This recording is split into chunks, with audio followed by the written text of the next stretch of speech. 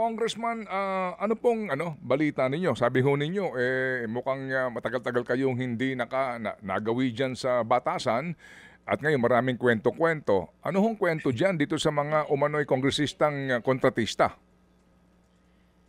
Well, alam mo Ted, maraming bulong-bulungan maraming mga congressman na dahan-dahan ngayon nagsasalita dahil masama rin ang loob nila sa mga nangyari sa nakaraang panahon.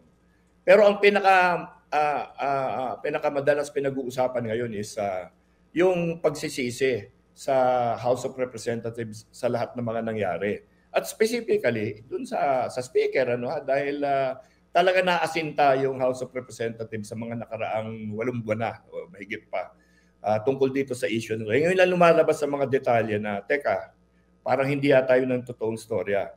So, yun ang dapat ilabas natin at yun ang talagang i-verify natin, sisiguraduhin natin na yung nababalitaan natin at kung anong mga nakikita natin, yun talaga yung nangyari. Mukhang parang ganun na nga, doon papunta eh.